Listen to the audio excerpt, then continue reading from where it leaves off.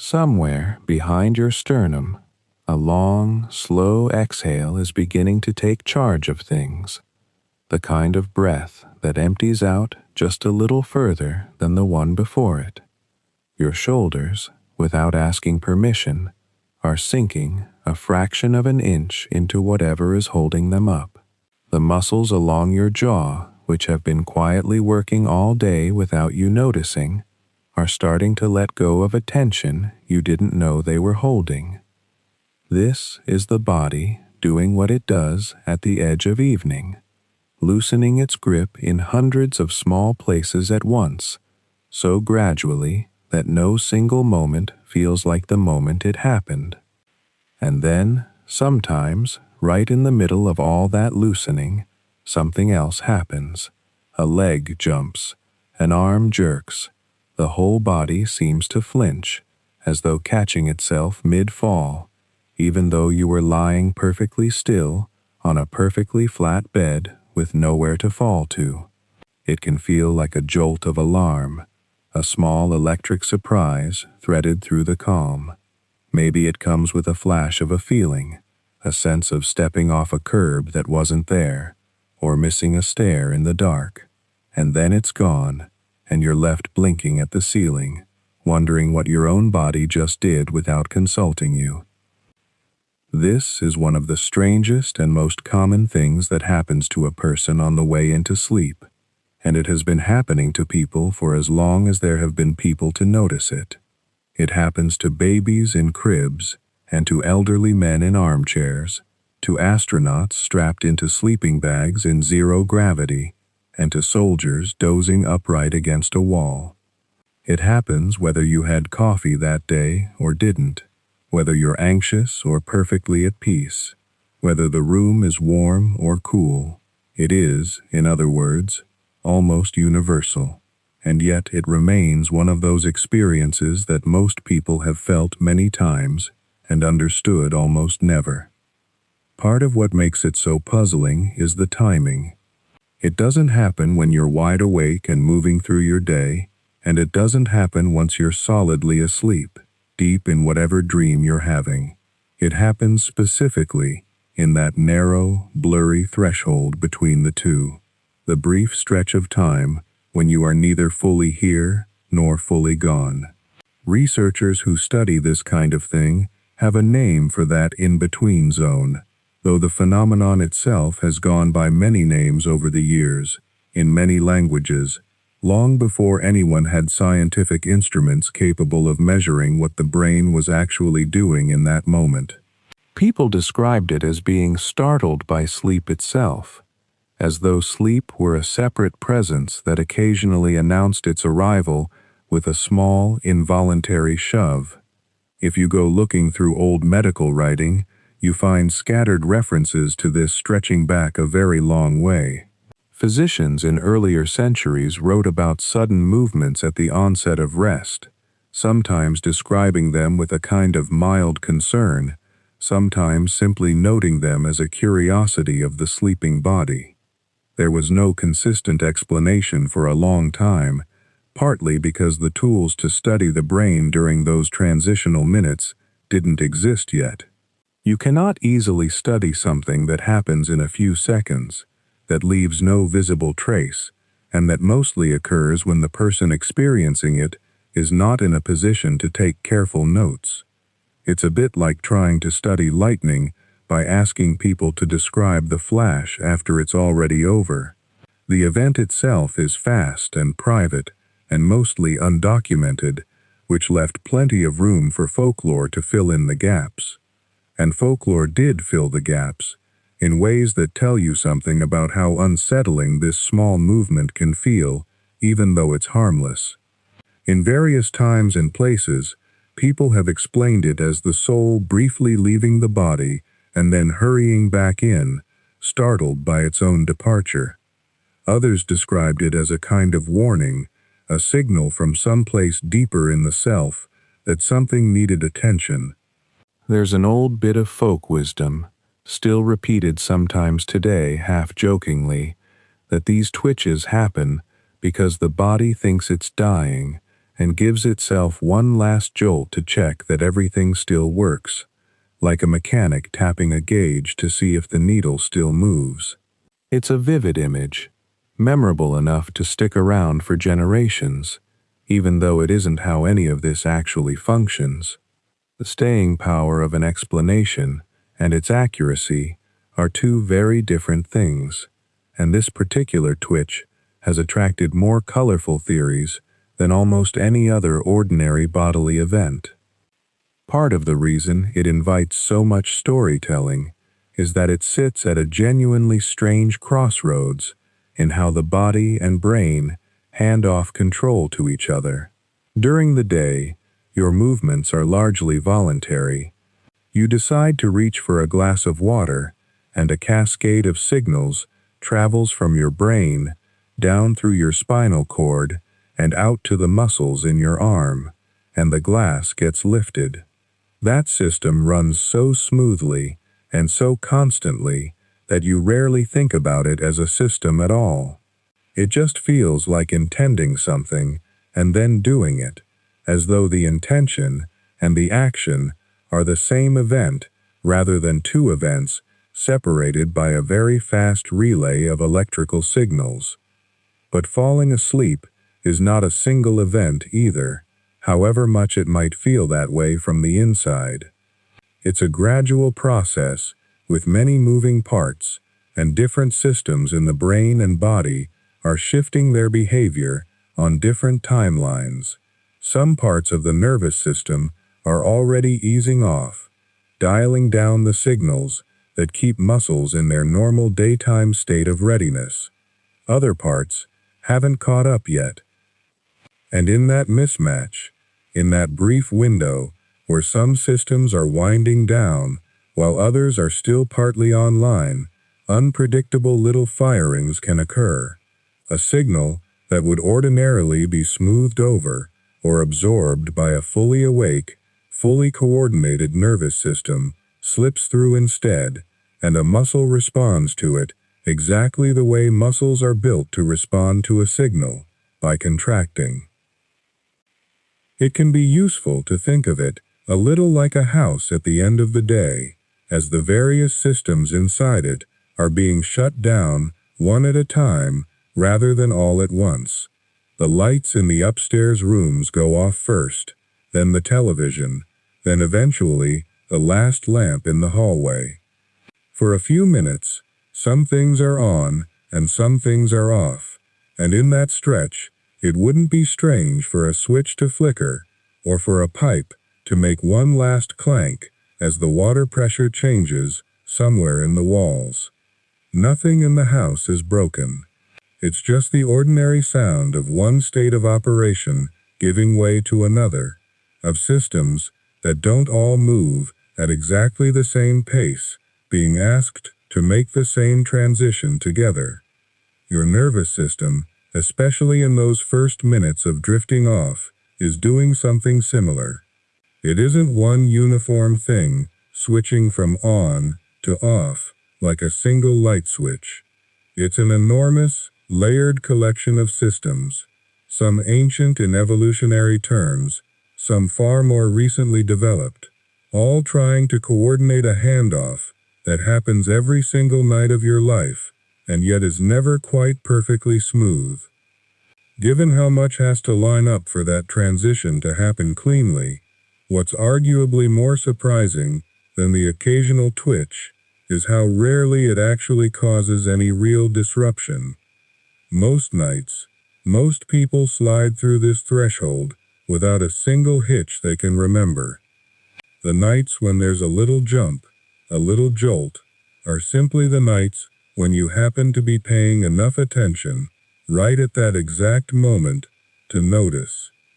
There's something almost reassuring in that, once you sit with it for a while.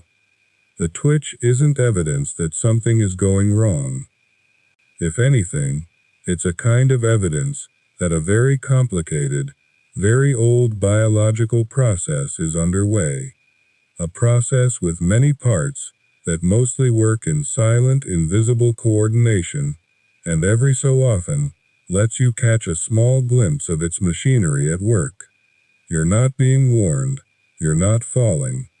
You're simply present for one of the odd little scenes where one state of being folds into another, the way a photograph sometimes catches a bird mid-wing beat, in a position it would never hold still for on purpose. What's worth exploring next is what's actually happening inside the brain during that exact window, because the twitch itself, brief as it is, turns out to be a kind of keyhole. Through it, you can start to see how sleep isn't a single door that closes all at once, but something closer to a long hallway of doors, each closing in its own time, each with its own particular reasons for closing when it does. Let's slow down and look more closely at the twitch itself, because twitch is actually a word covering a whole family of sensations, and they don't all feel the same, even though they tend to get lumped together under a single casual name. The most commonly reported version is a sudden whole-body or partial-body jerk, often centered in the legs or arms, sometimes just a single limb, occasionally involving the whole torso, as if your body had been startled by something, even though nothing startling happened. Researchers who study sleep call this a hypnic jerk, sometimes written as hypnagogic jerk, and it belongs to a broader category called sleep starts.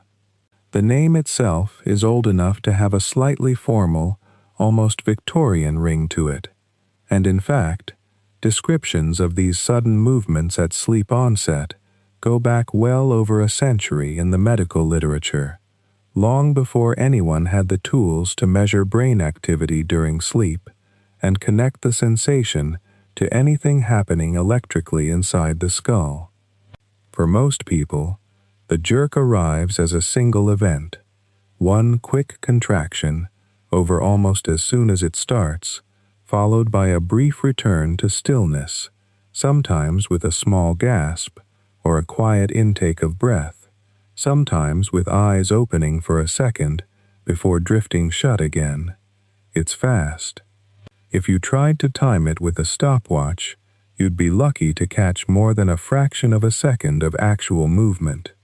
The feeling that lingers afterward, that jolt of alertness, that faint echo of adrenaline, usually lasts considerably longer than the movement itself, which is part of why the experience can feel more dramatic in memory than it probably looked from the outside. If someone were sitting quietly across the room watching you fall asleep, they might miss it entirely, or see only the faintest flicker of motion in your hand or shoulder. But not everyone experiences it the same way, and this is worth sitting with for a moment, because sleep science, when it's done carefully, resists the urge to describe any experience as universal. Some people report a feeling of falling, as though the floor had briefly given way beneath them, and the jerk arrives almost as a physical response to that sensation, the body's automatic attempt to catch itself. Others describe no falling sensation at all, just the jerk on its own, arriving without any accompanying story or imagery. Some notice a burst of light behind their closed eyes, a flash with no obvious cause, arriving in that same narrow window. Others hear something, a bang, a snap, a sound like a step being missed, even though no such sound occurred anywhere in the room. This particular auditory version has its own name in the literature, sometimes called exploding head syndrome, which is a far more alarming label than the experience itself usually warrants. Despite the dramatic name, what's being described is typically a brief, painless, imagined loud noise at the edge of sleep, not an actual sound, and not something physically happening inside the head in any harmful sense. The name seems to have been chosen more for its vividness than its precision, and it has occasionally done more to frighten people who look it up after the fact than the original sensation ever did to frighten them in the moment. Intensity varies enormously too. Some sleep starts are so mild they barely register, a faint ripple of movement in a foot or a hand, gone before you've even had time to register it as strange. Others are strong enough to wake a person fully, heart racing, breath quick, taking a minute or two to settle back into that drowsy, descending state they'd been in just moments before. Frequency varies as well. Some people notice these jerks rarely, maybe a few times a year, often during unusual circumstances, a stressful week, an irregular sleep schedule, too much caffeine too late in the day. Others notice them most nights, or at least often enough that the sensation feels familiar, almost expected, the way some people expect a particular stair to creak on the way up to bed. Both patterns fall within what's currently understood as ordinary human variation. There isn't a fixed, universal frequency that counts as normal, and much of what shapes how often a person notices these events seems to depend as much on how lightly or deeply they tend to drift toward sleep, and how attentive they are to their own body in that window, as it does on anything happening neurologically underneath. It's worth pausing here to draw a careful line, because this is a topic where it's easy for curiosity to tip into unnecessary worry, and the goal of walking through all this slowly is to settle the mind, not stir it up. A single jerk at the edge of sleep, appearing once, briefly, and then dissolving back into stillness, is categorically different from a movement that repeats itself in a steady rhythm, over and over across a stretch of the night. That kind of repetitive movement, twitching every 20 or 30 seconds for many minutes at a stretch, night after night, belongs to a different category of experience entirely, sometimes associated with something sleep researchers call periodic limb movements, and it's the kind of pattern that, if someone notices it consistently in themselves or in a partner, is worth mentioning to a doctor rather than puzzling over alone at 2 in the morning. The distinguishing feature isn't really the movement itself, since on the surface, a single twitch and a repeated twitch can look almost identical to an untrained eye. The distinguishing feature is the pattern. One brief, isolated jolt at the threshold of sleep is common, unremarkable, and, as far as current research suggests, not a sign of anything going wrong. A steady, repeating rhythm sustained over time is a different story, one that falls outside the scope of a simple bedtime explanation, and belongs instead in the more careful hands of medical evaluation. There's a similar distinction worth making with seizures, if only because the word tends to surface anxiously in people's minds whenever unexpected movement and sleep are mentioned in the same breath. Nocturnal seizures are real. They're a recognized medical phenomenon, and they can indeed involve movement during sleep, but they typically look and behave quite differently from an ordinary sleep start. They tend to last longer, often extending well beyond a single fraction of a second. They often involve rhythmic, repeated motion, rather than one clean, isolated jerk. They may involve confusion or disorientation afterward that goes beyond the brief startled feeling most people report after a hypnic jerk. They may recur in a pattern, night after night, rather than as an occasional, unpredictable event. None of this is meant as a diagnostic checklist, and nothing here should stand in for an actual medical opinion, but the broad shape of the distinction matters because it explains why sleep researchers and physicians alike treat the ordinary hypnic jerk as an entirely separate category of event, one worth understanding calmly rather than fearing. What makes the ordinary sleep start so reassuring, once you know a little more about it, is precisely its briefness, its unpredictability, and its lack of any lasting after effect.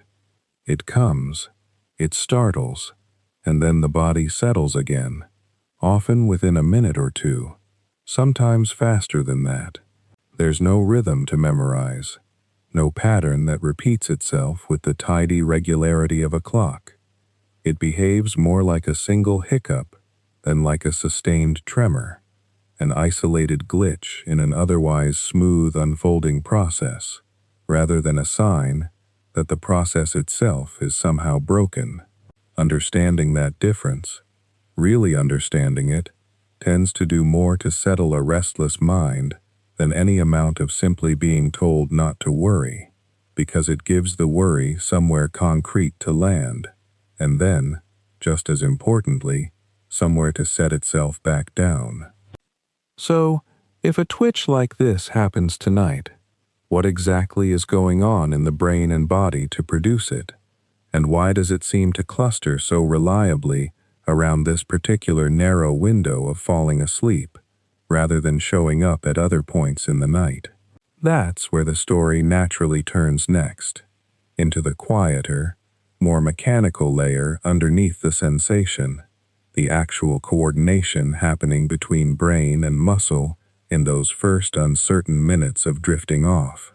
Let's set that promise aside for just a moment, because before the mechanics make sense, it helps to slow down even further and simply watch what falling asleep looks like from the inside, minute by minute, without yet asking why.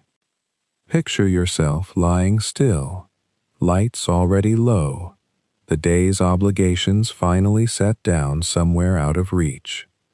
This is relaxed wakefulness, and it has its own quiet texture. Your eyes might still be open, tracking the faint outline of a curtain or the seam where wall meets ceiling. Your muscles are loose but not limp. If someone spoke your name right now, you'd answer easily, maybe even sit up. The brain, if you could watch it on a monitor, would be humming along in a pattern researchers call alpha rhythm, a loose, steady wave associated with calm attention rather than sharp focus. This is the state pilots described feeling just before a long night flight settled into cruising altitude. The state monks in quiet rooms have described for centuries as the doorway to stillness, long before anyone had a word like alpha to put on it. From here, something subtle starts to shift, and it shifts before you'd ever describe yourself as asleep. Your attention begins to drift in a way that's different from ordinary daydreaming. Thoughts stop forming complete sentences. You might start a plan for tomorrow and lose the thread halfway through, not because you're distracted by something else, but because the part of your brain responsible for stringing ideas together in order is quietly powering down its effort. This is drowsiness, and it doesn't announce itself with a bang. It seeps in. Sounds from another room, a car passing outside, the hum of a refrigerator, may start to feel farther away than they are, even though your ears are working exactly as they did 5 minutes earlier.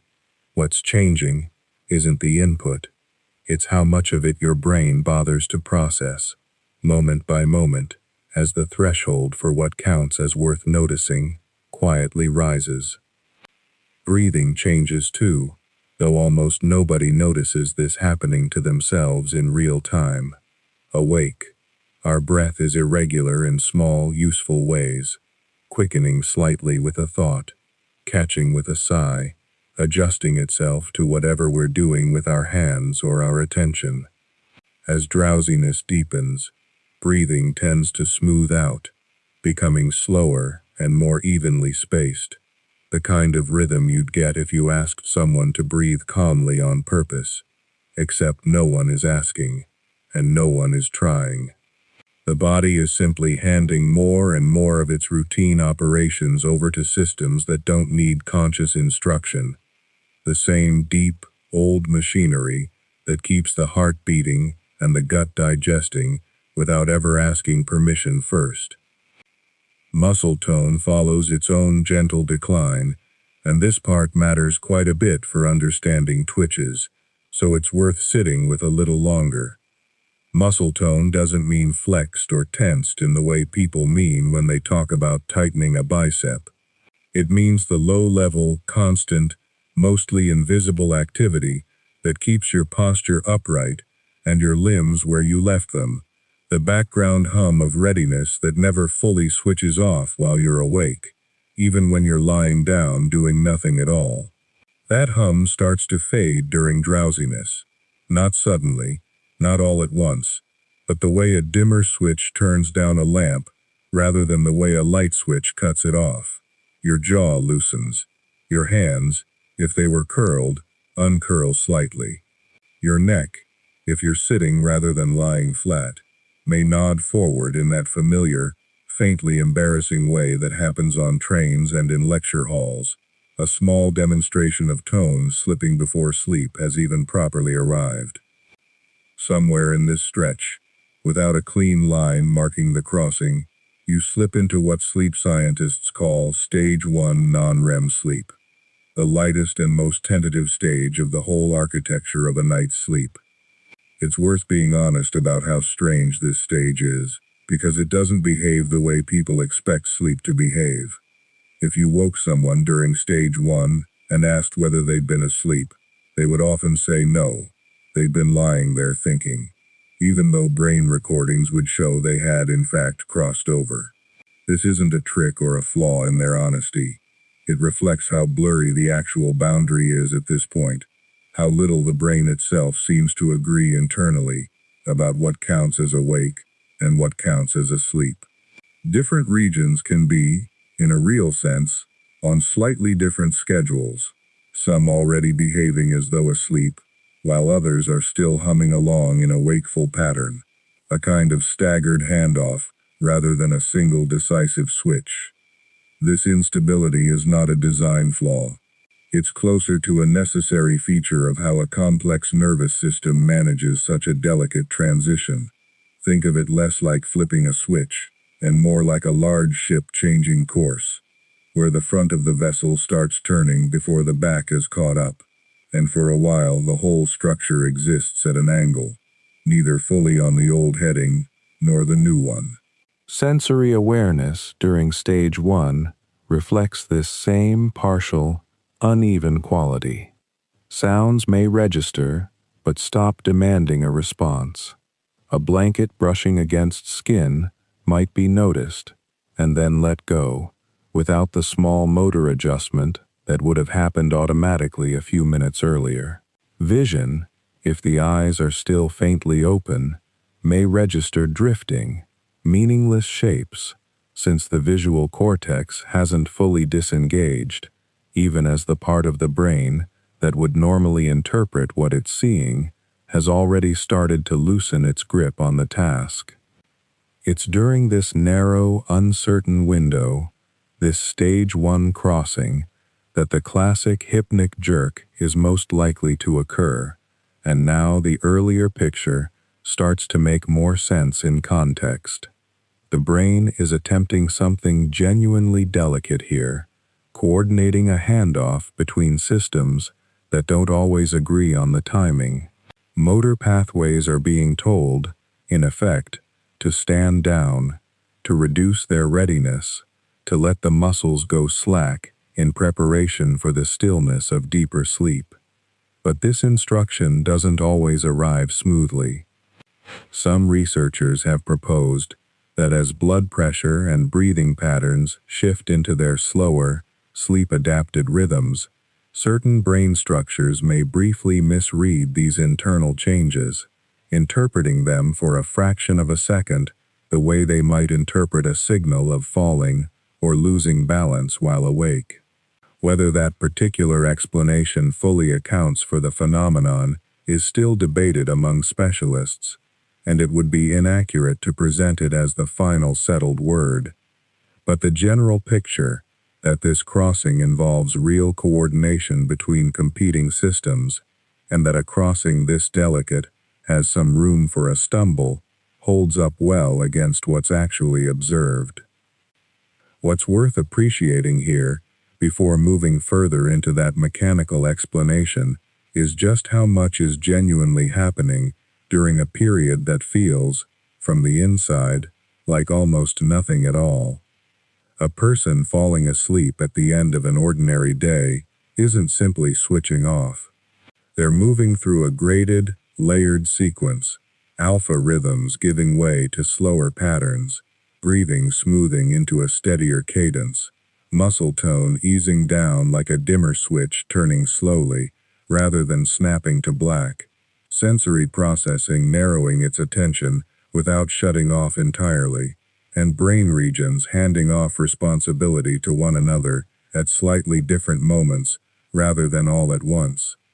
This is not chaos. It's closer to a very old, very well-rehearsed piece of internal choreography, one every human being has performed nightly since long before anyone thought to study it, one that mostly proceeds so smoothly that its complexity goes entirely unnoticed. And that's really the heart of why the hypnic jerk feels so startling when it does happen. It isn't strange, because sleep onset is simple, and the twitch disrupts it. It's the opposite. Sleep onset is intricate, layered, and only mostly synchronized, and the twitch is simply the rare, visible moment when that underlying intricacy briefly shows itself instead of staying hidden. Everything described so far, the drifting attention, the slackening jaw, the staggered handoff between brain regions, has been happening quietly for as long as humans have slept, without any of it needing a name. Now that the shape of the crossing itself is a little clearer, it becomes possible to look more closely at what's actually happening inside the motor system in those exact seconds, at the level of nerve signals and muscle fibers, to understand not just when a jerk tends to occur, but what is physically taking place in the body when it does. Let's start, then, with something that seems almost too ordinary to examine: reaching over and turning off a bedside lamp. It feels like a single, simple act. But if you slow it down to the pace the nervous system actually works at, that one small motion turns out to be the end product of an elaborate relay, one that begins deep inside the brain, long before the hand ever moves, and travels an astonishing distance before a single muscle fiber does anything at all. The starting point isn't the hand, and it isn't even really the arm. It's a region folded into the surface of the brain called the motor cortex, a strip of tissue running roughly ear to ear across the top of the head, organized in a way that early researchers found almost eerie in its tidiness. Different patches of this strip correspond to different parts of the body, not in proportion to size, but in proportion to precision. The lips, the tongue, the fingers, all the parts capable of fine, careful movement, take up far more cortical territory than the broad expanse of the back or the thigh. A person's hand, in this map, is almost cartoonishly large compared to their torso, because moving a fingertip with precision requires a great deal more neural real estate than shifting a shoulder ever will. But the motor cortex doesn't act alone, and it doesn't act first. Before it fires, other regions have already been consulted, quietly, in the background, the way a decision gets shaped by advisors before anyone in the room actually speaks. Areas involved in planning and sequencing movement help decide not just that the arm should move, but how fast, in what order, with how much force. This planning stage is part of why intention and action don't arrive at exactly the same instant, why there's a small, almost unnoticeable gap between deciding to reach for the lamp and the moment the hand actually leaves the blanket. That gap is real, and it has been measured in laboratories for decades, though exactly how to interpret it, what it says about the relationship between conscious intention and brain activity remains a genuinely debated question, not a settled one. What is far less disputed is the basic sequence that follows once the decision has, in whatever sense, been made. From the motor cortex, the signal begins a long descent.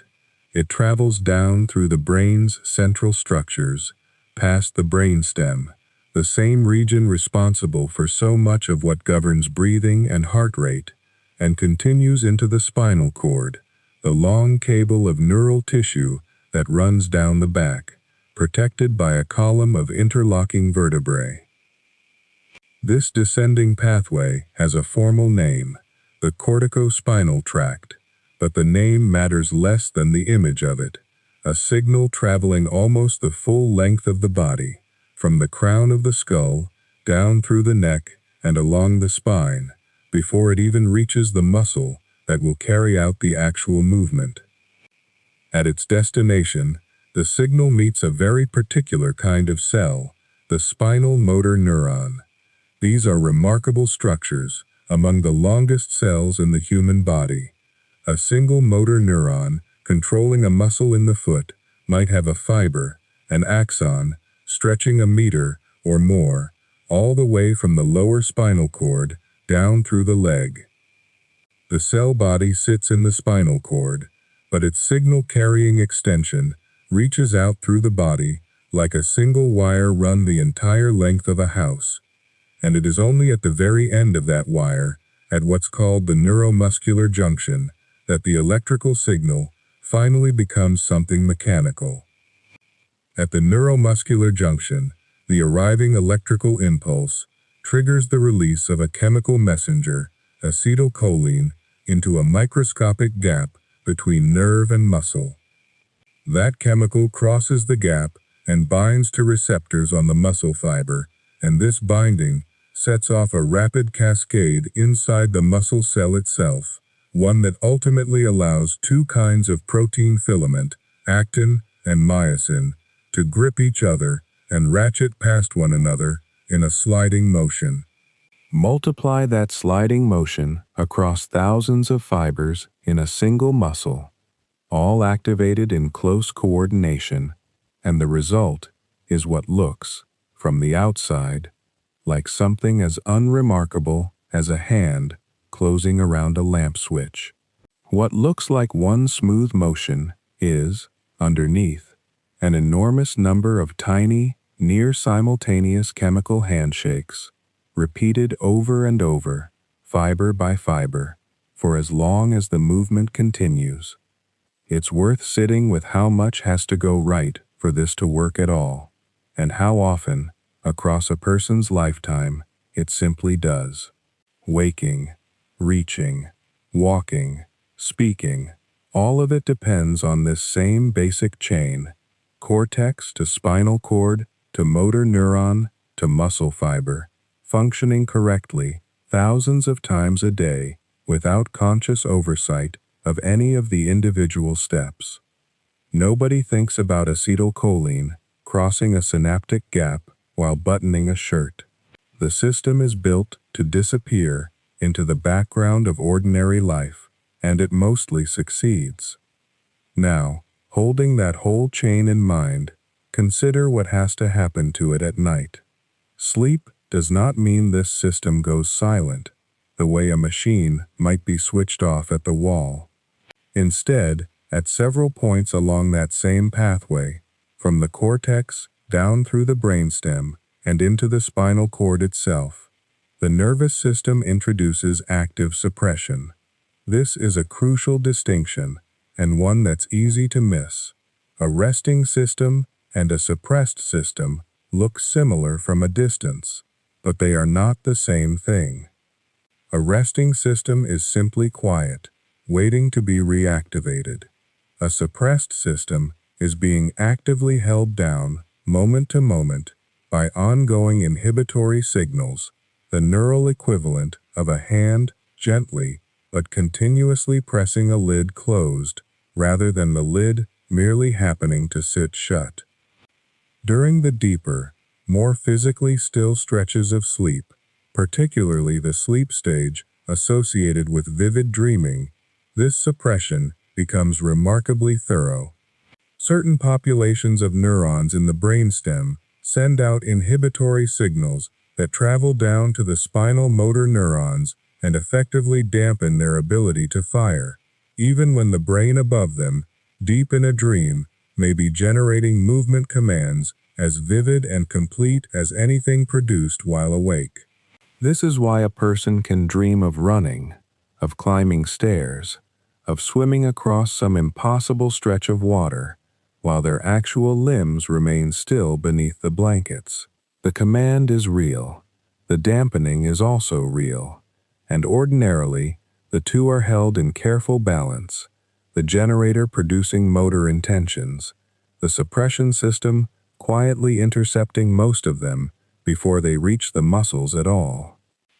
But it is important not to overstate this, and to be precise about what is and isn't being claimed here, because it would be easy to walk away with the impression that sleep is simply a period of total motor lockdown, broken only by the occasional accidental leak. That isn't quite right either. Muscle tone during sleep is reduced, sometimes dramatically, but it is not eliminated at every stage, and the suppression itself is not uniform across the whole night. It ebbs and strengthens as a person cycles through different sleep stages, lighter in some periods, deeper in others, and even the process of falling asleep itself, the specific window this narration has been circling around, involves suppression that is still ramping up rather than fully established. The system, in other words, spends a great deal of the night in transitional states, not fixed ones, and the earliest minutes of sleep, the minutes most relevant to a hypnic jerk, are among the most transitional of all. And crucially, none of this suppression makes the motor pathway incapable of producing movement. It simply raises the threshold, makes it harder, requires a stronger or more coordinated signal to get through. This is an important shift in framing, one worth holding on to. The sleeping nervous system isn't a system that has lost the ability to move the body. It's a system that has deliberately made movement harder to trigger, while leaving the entire mechanical chain, cortex, spinal cord, motor neuron, muscle fiber, fully intact and fully capable, on the rare occasion that a strong enough signal does get through, of producing a brief, sudden, and sometimes strikingly coordinated burst of activity across multiple muscles at once. The wiring for a whole-body startle, arms, legs, sometimes the neck and back together, never goes away during sleep. It's simply waiting, quieter than usual, but not disconnected, not dismantled, not gone. And that distinction between a system that cannot act and a system that has simply been asked, for now, to stay still, turns out to matter a great deal for understanding what happens in the particular, narrow window when sleep is still settling in and that request hasn't yet been fully honored. So if the wiring is intact, and the threshold is simply raised rather than sealed shut, the next question is obvious. What actually gets through? What is it, in that narrow and unsettled window, that manages to slip past a rising tide of inhibition and produce a jerk? Researchers have circled a handful of explanations, and it's worth walking through them slowly, because none of them alone tells the whole story, and the honest answer, even now, is that scientists are still comparing notes rather than closing the book. The first explanation has to do with the inhibition itself, and the fact that it doesn't arrive all at once.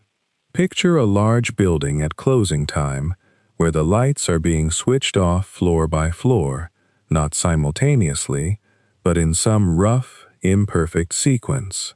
For a while, some floors are dark, and others are still lit. Someone walking through the building during that in-between period might find a hallway they expected to be dark, still glowing, or a room they thought was still active, already gone quiet.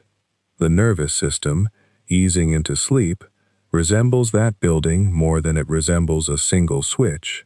Different pathways, different circuits, different populations of neurons, all responsible for damping down motor output, come online on their own separate schedules, and if one of those pathways lags even slightly behind the others, there's a brief window in which the muscles are only partially restrained, a gap in coverage rather than a clean and total hold. A signal that would ordinarily be caught and absorbed can pass through that gap instead, and what emerges on the other side is a jerk. Under this view, the hypnic jerk is less a message and more a seam, a visible line where two overlapping processes haven't quite finished lining up with each other. A second, related explanation shifts attention away from inhibition and toward the brainstem itself, particularly a region often discussed in this context called the reticular formation, which sits deep in the oldest part of the brain and has long been associated with arousal, muscle tone, and the broad switching between sleep and wakefulness. Some researchers have proposed that as this region transitions from a waking pattern of activity to a sleeping one, it doesn't glide smoothly from one state to the other. It stutters. Brainstem activity, instead of decreasing in a graceful, continuous curve, can show brief spikes, small bursts of firing that don't correspond to any particular thought or stimulus, just leftover electrical noise from a system reorganizing itself. If one of those spontaneous bursts happens to align with a motor pathway that has a large enough audience and enough neurons listening downstream, the result can cascade outward into a visible, whole-body movement. This is sometimes described, a little poetically, as the nervous system briefly clearing its throat on the way out the door. It doesn't mean anything, it's simply what a very old, very busy piece of biological machinery does sometimes when it's shutting down its more active mode and hasn't yet settled into stillness. Evidence for this specific brainstem account is suggestive rather than conclusive, drawn mostly from animal studies and indirect measures in humans, so it should be held as one plausible piece of a larger, unresolved picture, rather than as an established mechanism. A third explanation, and one that overlaps somewhat with both of the previous two, treats the jerk not as a failure of any single system, but as a natural byproduct of state transition itself. Falling asleep is often described casually as if it were a single event, a door closing, but physiologically, it looks far more like a negotiation among many separate systems, each with its own timeline. Breathing slows on one schedule, heart rate settles on another, eye movements change their pattern on a third. Core body temperature continues dropping on a fourth, often a very gradual one that started well before bedtime. Cortical activity, meanwhile, begins showing the slower, more synchronized waves associated with early sleep, while other structures are still humming along with waking patterns. None of these transitions are perfectly synchronized with each other, and for a brief window, the body is neither fully awake nor fully asleep in any of its systems at once. It's genuinely in between, a patchwork of states, rather than a single unified one.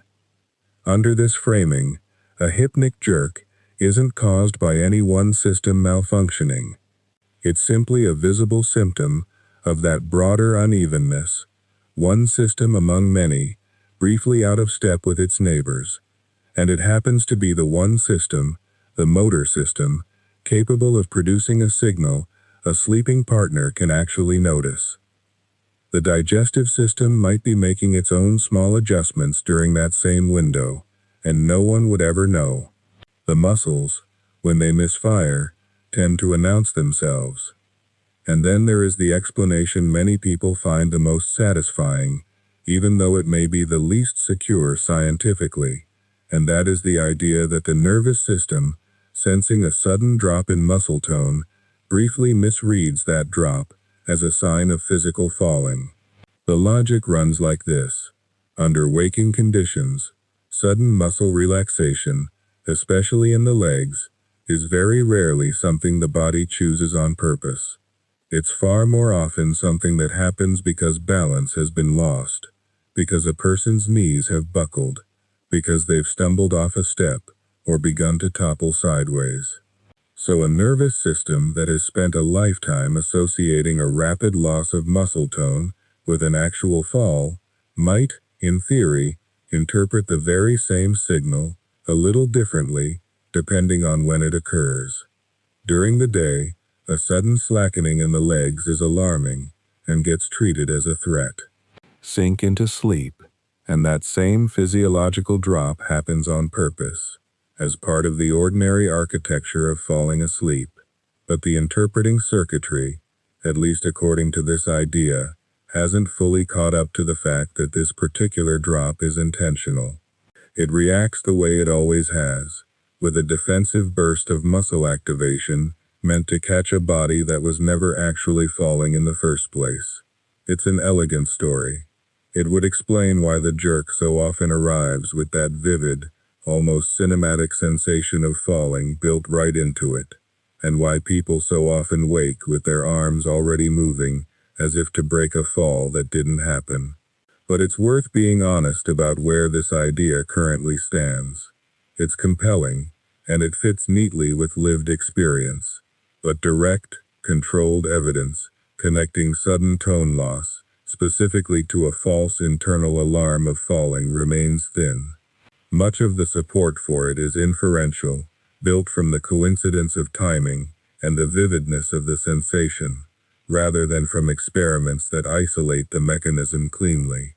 Some researchers find it persuasive, others regard it as an appealing story that has outrun what the data can currently confirm.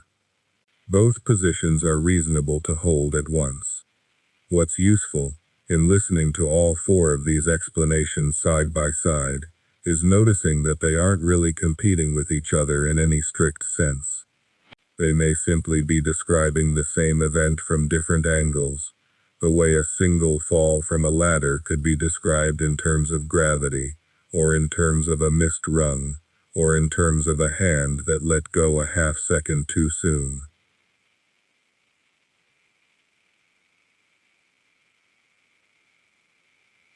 Uneven inhibition creates the opportunity.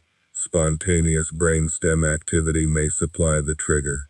Broader state transition provides the messy backdrop in which both of those things are more likely to occur, and the falling interpretation, however uncertain its evidentiary footing, might describe how the resulting signal gets shaped and experienced once it's already underway, adding a narrative and a felt sensation on top of a physiological event that was already going to happen regardless. None of this needs to be resolved tonight, or ever, in order for it to be safe, ordinary, and entirely unremarkable. What matters most, for a person simply trying to drift off, is not which of these mechanisms turns out to be the dominant one, but the fact that all of them describe a system doing exactly what a system in transition tends to do. Somewhat unevenly, somewhat imperfectly, and completely without any need for concern. From here, it's worth turning to what the body does immediately afterward, in the seconds following the jerk itself. When breathing catches, the heart briefly quickens, and the whole system quietly settles itself back down. There's often a specific flavor to what arrives alongside the jerk itself, and it deserves its own slow look, separate from the muscle twitch. The falling sensation, the flash of light, the fragment of a dream, the sudden sound that seems to come from nowhere. These aren't side effects of the jerk so much as companions to it, arriving in the same narrow window of time and worth understanding on their own terms. Start with the fall, since it's the most commonly reported. A person is drifting, and then, for a fraction of a second, there is a conviction of dropping, not imagining a fall, not thinking about one, but experiencing it, the way you experience a step that isn't there when you misjudge a staircase in the dark. That comparison is closer to the truth than it might seem. The vestibular system, tucked into the inner ear, is constantly monitoring head position and movement, sending a steady trickle of signals to the brain about which way is down and whether the body is accelerating. Most of the time, this trickle is so reliable that you never notice it, the same way you don't notice the hum of a refrigerator until it stops. But as the body eases towards sleep, the signals it relies on for balance start to change in character. Muscle tone is easing off. The inputs from joints and skin that normally confirm a person is lying still and supported are quieting down. And, for a moment, the vestibular system may register that shift as ambiguous, in something like the way an elevator gives you a lurch in your stomach when it starts moving, not because you're falling, but because your inner ear briefly can't distinguish the change in motion from a drop. It helps to picture how the brain builds a felt body in the first place. Underneath conscious awareness, there's a kind of ongoing map, stitched together from touch, from muscle tension, from the inner ear, from vision when the eyes are open. This map is less like a photograph and more like a weather forecast, constantly updated, constantly revised, built from whatever data happens to be coming in at that moment. In the transition to sleep, several of the inputs that usually feed that forecast go quiet at once, and not always in perfect sync with each other. The result is a map that for an instant doesn't fully agree with itself.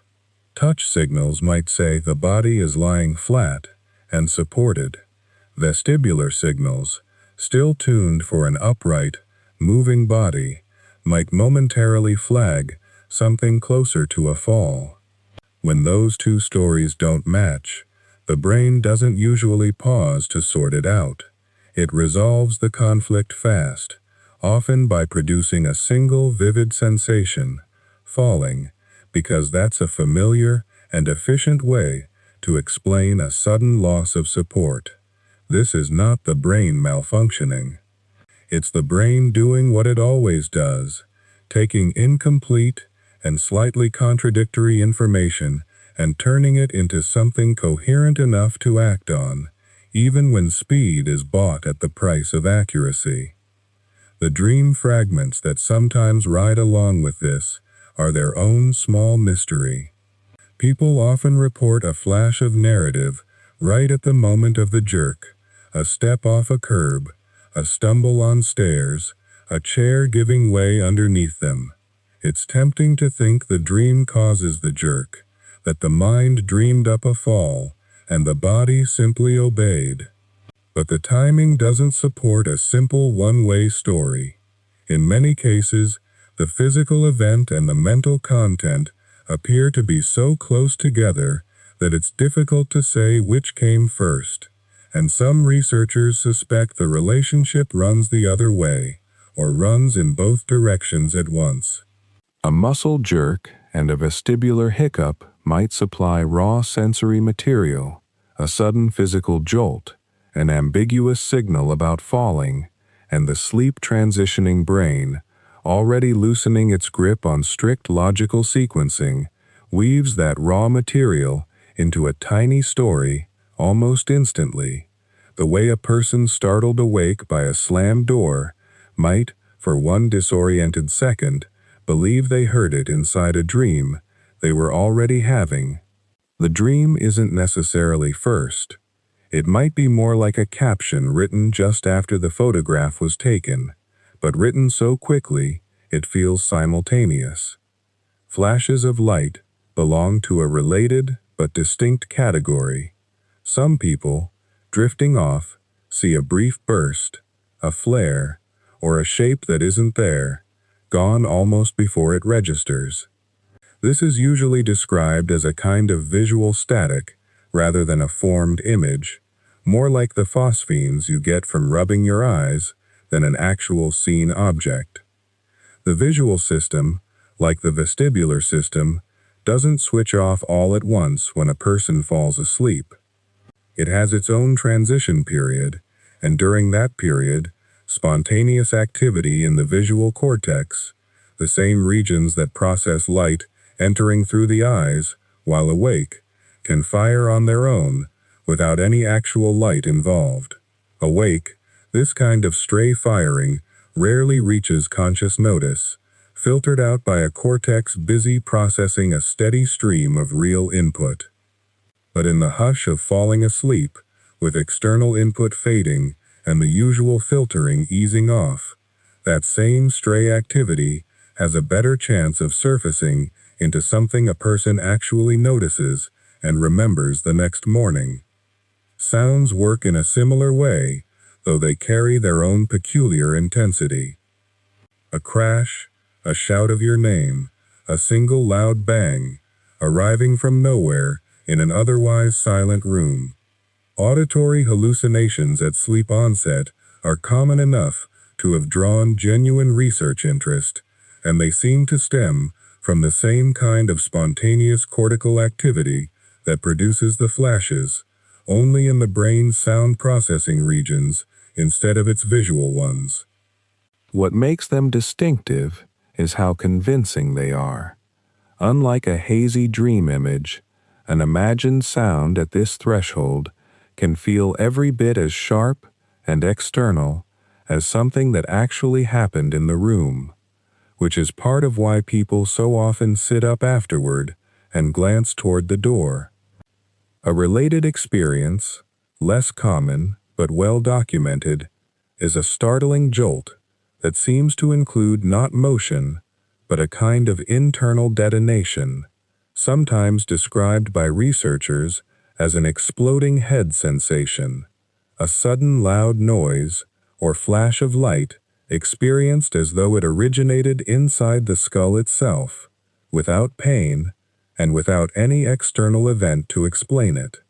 It's alarming to go through and can sound alarming to hear about, but current understanding treats it as another variant of this same general family of sleep-onset misfires, harmless in itself, arising from that same window when several brain systems are shutting down at different rates and occasionally produce a burst of activity that gets interpreted as an event rather than as noise. None of these experiences, the falling sensation, the dream fragment, the flash, the sound, appear to share one single tidy explanation that accounts for all of them equally well. But they do share a setting. Each tends to occur in that narrow, uneven stretch between wakefulness and sleep, when different sensory and cognitive systems are winding down along their own separate timetables rather than in unison. Vision quiets on its own schedule, hearing on another, balance on another still, muscle tone on another again.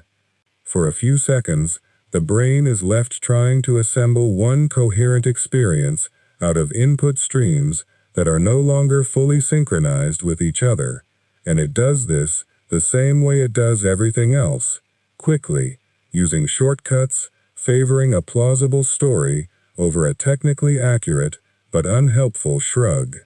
A falling feeling, a flash, a bang, a fragment of dream, these are what that stitching process sometimes looks like from the inside, when the seams show for just a moment before disappearing again.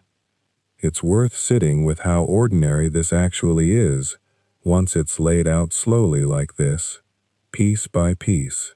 A body easing down through several loosely coordinated systems, each handing off control a little unevenly, is bound to produce the occasional flicker or jolt, and none of it requires an event actually taking place in the room or any real danger to the person experiencing it.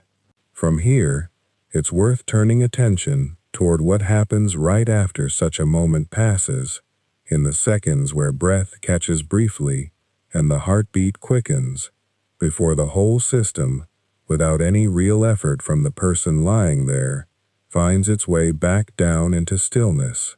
There is a reasonable question sitting underneath all of this, and it tends to surface the first time someone notices these jolts happening more than once in a week. Why now? Why tonight, and not most other nights? The honest answer is that the underlying mechanism, that uneven handoff between systems as the brain eases toward sleep, seems to be present in nearly everyone, most of the time, whether or not it ever becomes noticeable. What changes from night to night is not really whether the misfire is available to happen, but how visible it becomes when it does, and how sharply the body responds once it has. A handful of ordinary conditions seem to turn up the volume on something that might otherwise pass by unnoticed, or be forgotten within seconds of it happening.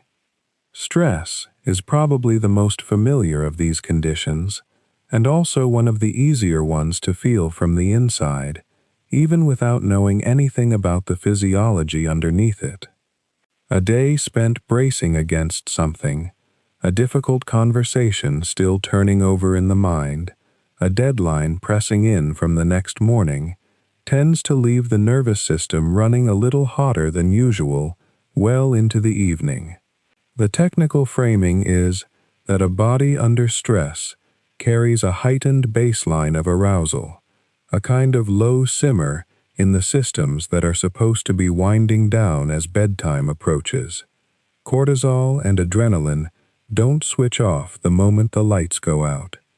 They fade on their own schedule, sometimes a slow one, and while they're still present in the bloodstream at elevated levels, the transition into sleep has to happen against a backdrop of a nervous system that hasn't fully agreed to stand down yet.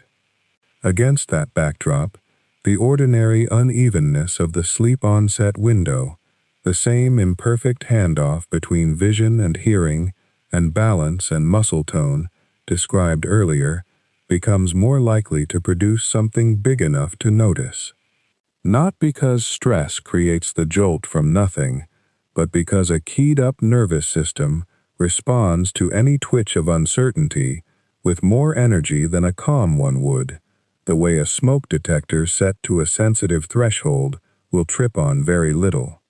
Sleep deprivation works on the same territory from a slightly different angle.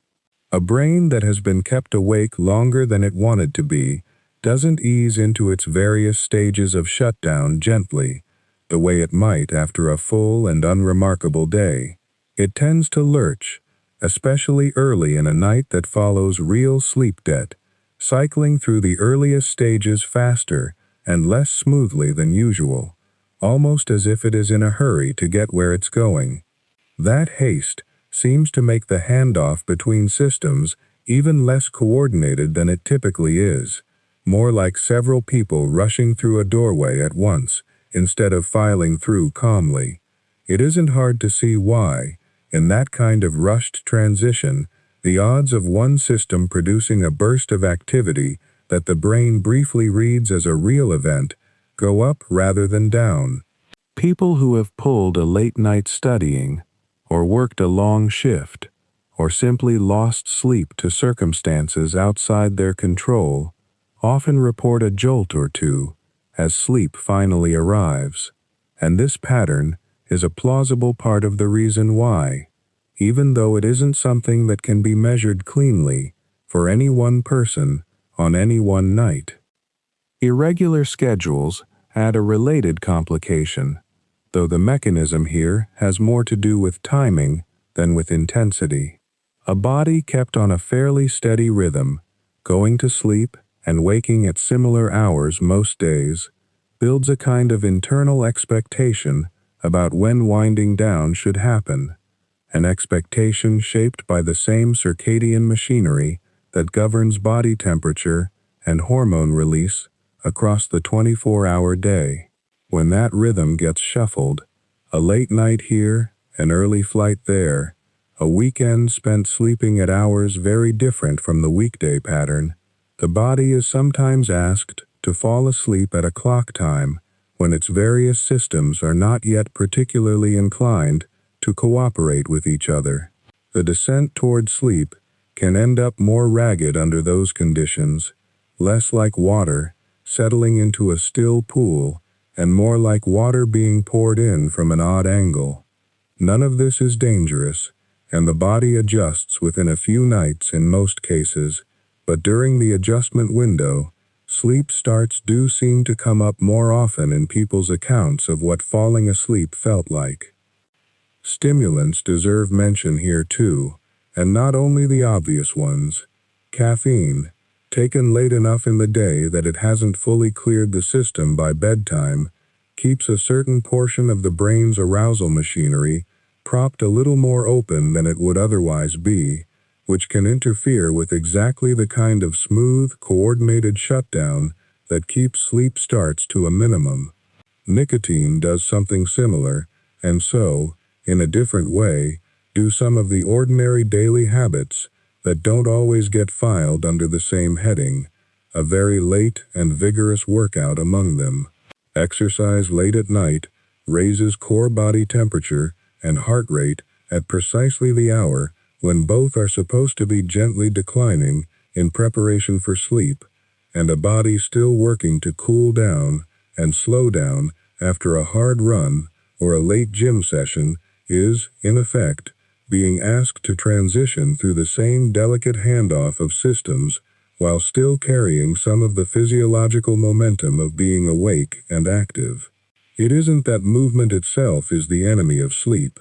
Most people sleep better on days when they've been reasonably active, but timing matters, and exercise finished close to bedtime seems to leave a slightly more turbulent runway for that descent to happen across. Then there is a category that is less about the body's chemistry and more about its posture toward the world, something that might be called heightened vigilance for lack of a more precise term. This shows up in people sleeping somewhere unfamiliar, a hotel room on the first night of a trip, a guest bed in someone else's house, a tent pitched somewhere in the woods with unfamiliar sounds drifting through the walls of it. It shows up in new parents listening for a baby down the hall, and in anyone whose sense of physical safety in a given setting is, for whatever reason, a little less settled than usual.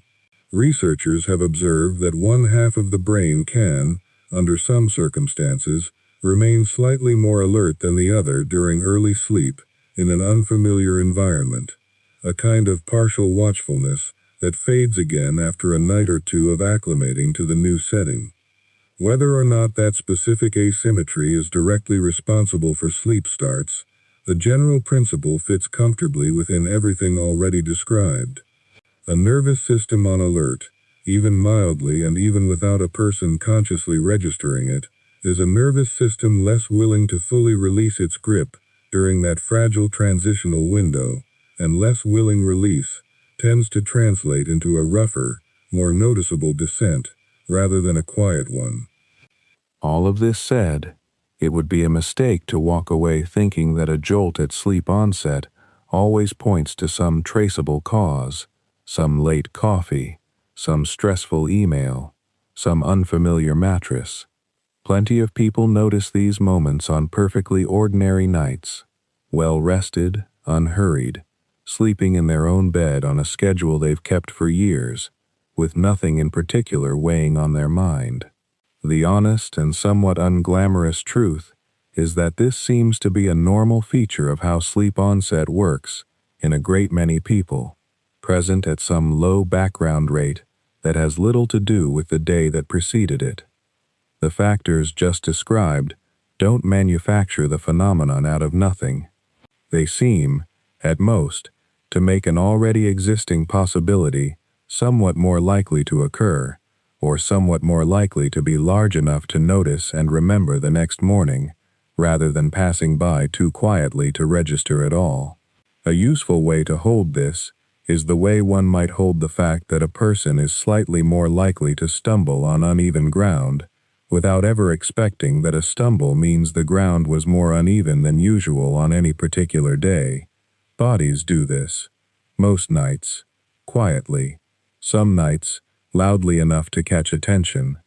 And having spent this much time with the reasons why the volume sometimes rises, it's worth turning next toward the moment right after, toward what the racing heart and the sudden catch of breath are actually doing there, and how the body finds its way back down from them without any real effort from the person lying still in the dark. It might help, at this point, to step back from the sleep start itself and look at its neighbors. There is a small family of movements that happen in or around sleep, and from the outside, half asleep and describing them the next morning, people often lump them together without much precision. A twitch is a twitch, as far as the bleary retelling goes, but if you actually watch them, or better, if you look at what researchers have measured about them, these movements turn out to belong to fairly different systems, doing fairly different jobs, and mixing them up tends to create more confusion than it resolves. Start with something most people have seen, even if they've never thought about it as related. A sleeping infant, a few weeks old, lying on its back, and every so often, an arm flings outward, fingers splayed, sometimes both arms at once, sometimes followed by a startled little intake of breath.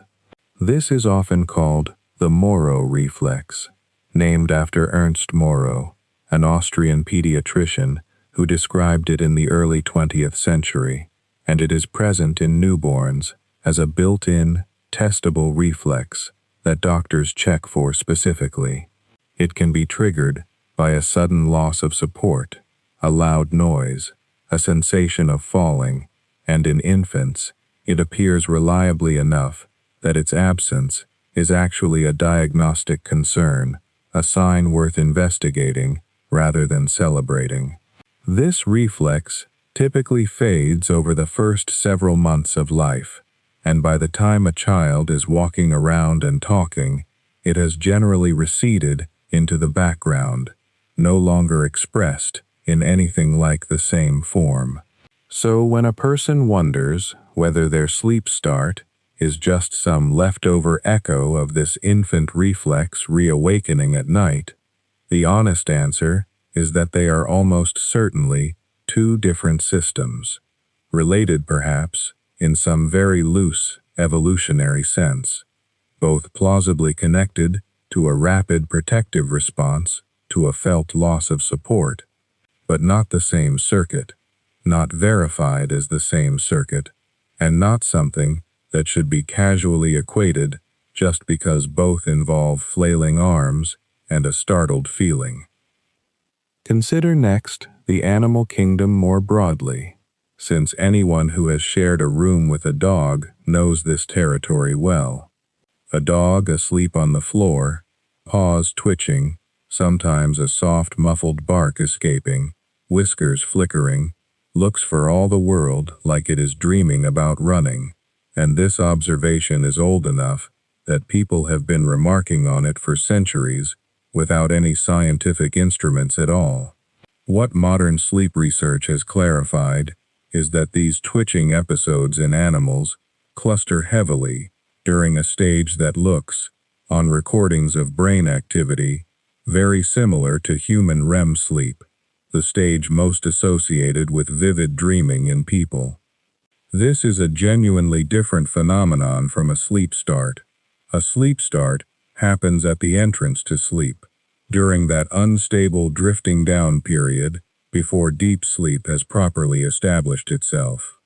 The twitching seen in a dreaming dog happens well inside sleep, often quite a while later in the sleep cycle, during a stage defined by an entirely different pattern of brain activity and, importantly, by a distinctive suppression of the body's larger muscles that does not apply during the lighter drifting off period at the start of the night. This suppression is worth sitting with for a moment because it explains something that might otherwise seem strange. During REM sleep, the large postural muscles, the ones that would let a sleeping body sit up, walk, or thrash around in response to a dream, are actively inhibited by signals from the brainstem. The body is, in effect, held still by design, even while the brain above it might be generating something as vivid and motion-filled as running across a field or wrestling with an intruder. Researchers studying cats in the mid-20th century found that damaging a specific small region of the brainstem removed this inhibition, and the results were striking. Cats in REM sleep, with the muscle-paralyzing signal disrupted, would get up, stalk around, swat at things that weren't there, apparently acting out whatever their brains were generating during that stage of sleep. This condition has a human counterpart, known as REM sleep behavior disorder, in which the usual muscle suppression during REM sleep fails to engage properly, and a person may physically act out a dream, sometimes with enough force to injure themselves or a bed partner. It is a recognized clinical condition, one that sleep specialists take seriously, and one that is treated as its own distinct category of concern, separate from an ordinary occasional sleep start, separate from occasional restless leg sensations, and separate from garden variety talking in one's sleep. The twitches a dreaming dog shows, then, and the movements in REM sleep behavior disorder in humans, both trace back to that same deeper stage of sleep and its complicated relationship with muscle control, a relationship altogether different from the lighter, earlier moment when a sleep start typically occurs. Then there is a third category worth separating out cleanly, something called periodic limb movements of sleep, which despite the word limb in the name, and despite involving involuntary movement during sleep, is again its own distinct pattern. Where a sleep start is a single, often dramatic jolt happening once, right at the threshold of sleep, periodic limb movements tend to show up as repeated, rhythmic flexing, most often of the legs, a slow bending at the ankle or knee that recurs every 20 to 40 seconds or so, sometimes for stretches lasting many minutes, sometimes occurring across large portions of the night, rather than just at onset. Sleep clinics can record this with movement sensors on the legs and see the pattern laid out with a kind of regularity that a one-off sleep start simply doesn't have. Some people with this pattern never notice it themselves, sleeping through it entirely, while a bed partner reports being kicked at intervals through the night. Others notice fragmented, unrefreshing sleep without ever pinpointing why.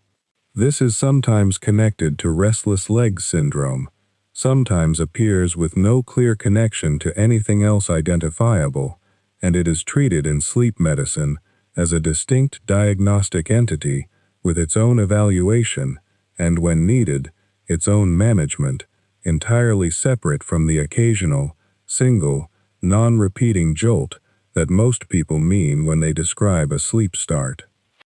It's worth pausing on why this kind of careful sorting actually matters, beyond simple tidiness.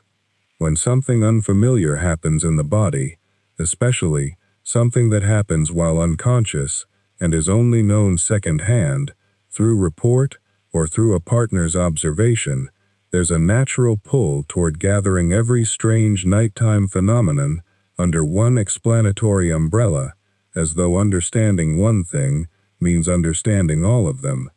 But sleep is not one undifferentiated state that behaves the same way from the first drifting moment to the final stretch before waking. It moves through distinct stages, governed by different balances of brain chemistry and different patterns of muscle control, and a movement that shows up in one stage can be doing something completely unrelated to a movement that shows up in another. A sleep start belongs to that narrow, unstable doorway between wakefulness and true sleep. The Moro reflex belongs to infancy and to a different, developmentally specific circuit. The twitching of a dreaming animal and the more dramatic version, seen in REM sleep behavior disorder, belong to a much later, deeper stage, defined by suppressed muscle tone and vivid mental activity.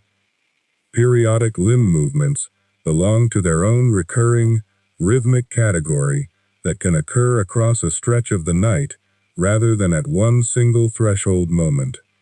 They can resemble each other on the surface, arms moving, legs moving, a body reacting in the dark, but the machinery underneath is not interchangeable, and sleep researchers have been careful, over decades of work, to keep these categories distinct, rather than treating them as variations on a single theme. There is one more comparison worth making, since it tends to come up naturally once someone starts thinking about startle in general, and that is the ordinary waking startle reflex, the flinch at a car backfiring or a door slamming unexpectedly nearby.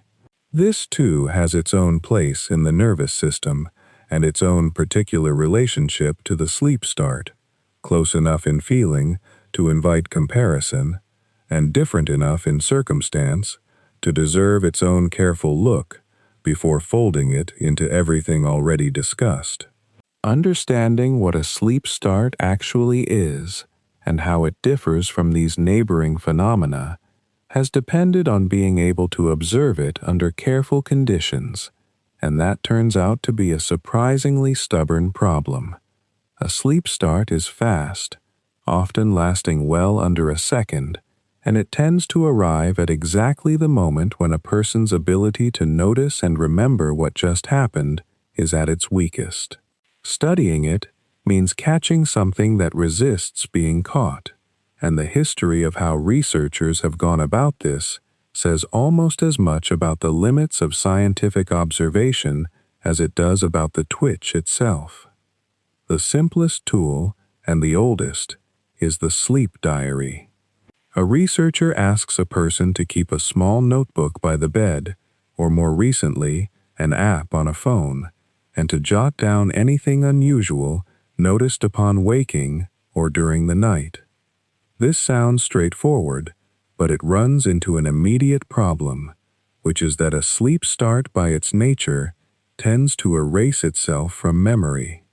Because it happens right at the border of consciousness, in that narrow window where the mind is not yet reliably encoding new information, many people who experience one have no memory of it at all unless something else calls their attention to it. A partner's remark the next morning, or a particularly vivid accompanying sensation like the falling feeling or a flash of light behind the eyes. So diaries capture the memorable cases, the ones intense enough to leave a trace, while quietly missing an unknown number of milder ones that came and went without leaving any impression behind. A researcher looking only at diary data is a bit like someone trying to understand rainfall by counting only the puddles left the next morning. The puddles tell you something happened, but they miss every light shower that evaporated before anyone looked outside. Questionnaires extend this same approach across larger groups of people, asking hundreds or thousands of respondents whether they have ever experienced a sudden jerk while falling asleep, how often, under what circumstances, whether it happens more when they are tired or stressed, or after drinking coffee late in the day. This method has been useful for establishing just how common the experience is across a population, and early surveys done in the 20th century, along with more systematic ones since, have consistently found that a majority of people report having felt at least one sleep start at some point in their lives. But questionnaires carry their own kind of fog. They depend on memory, sometimes memory stretching back years, and they depend on people correctly identifying what they experienced. Someone recalling, "A jerk as I fell asleep," might be describing a genuine sleep start, or might be folding in a restless leg sensation, or an anxious muscle twitch from stress, or even a half-remembered dream of stumbling. Self-report is a valuable course instrument, but it cannot, on its own, distinguish between phenomena that look similar in memory but arise from different circuits in the brain and body. To get past the limits of memory and self-report, sleep science eventually turned to laboratory measurement, and the central tool here is polysomnography, an overnight recording session that tracks several bodily signals at once. A person sleeps in a lab, often in a room built to feel more like a quiet hotel room than a clinic, with a web of thin wires attached to the scalp, the face, the chin, the legs, and sometimes the chest, each one carrying a faint electrical signal to a recording machine in an adjoining room. The idea, developed and refined through the middle of the 20th century as sleep research grew into its own field, is to capture several channels of information simultaneously, so that a single twitch of the body can be placed in its full physiological context rather than examined in isolation. One of the central channels is the electroencephalogram, or EEG, which uses small electrodes on the scalp to detect the faint electrical rhythms produced by large groups of neurons firing together. As a person moves from wakefulness into sleep, these rhythms change in a fairly characteristic way, shifting from the quicker, smaller waves of an alert mind towards slower, larger waves as the brain settles. A sleep start, when it is caught on this kind of recording, tends to appear right around this transition, often coinciding with a shift in the EEG pattern that suggests the brain was, in a sense, caught mid-step between two different modes of operating. Alongside the EEG, electrodes placed near the chin and on the muscles of the legs pick up electromyographic activity, or EMG, the electrical signal produced when a muscle contracts. This is the channel that actually registers the twitch itself as a distinct burst of muscular activity, a sudden spike in the trace where, a moment before, there had been only the low, flat hum of a relaxed muscle at rest. Video recording adds another layer, since a research team watching a screen can see the actual physical event, a leg jerking, an arm flinging out, sometimes an audible gasp or a muttered word, rather than inferring it purely from lines on a chart. Coordinating all of these streams, brain activity, muscle activity, and visible movement, all stamped with the same clock, lets researchers confirm that a burst of muscle activity actually corresponds to a real movement and not some other kind of electrical noise, and lets them see exactly what stage of consciousness the brain was passing through at that precise instant. Even with all of this instrumentation working together, though, the practical difficulty of capturing sleep starts in the lab is considerable, and it comes down mostly to timing and chance. A sleep start does not announce itself in advance.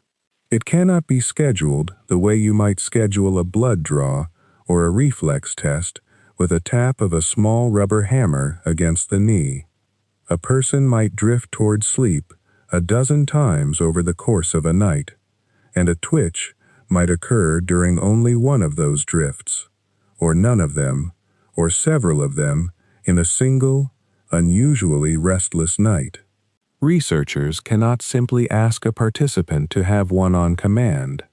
This has meant that laboratory studies of sleep starts have often had to rely on repeated sessions, or on studying people who report frequent sleep starts in daily life, in the hope of improving the odds that at least one will occur during a monitored night.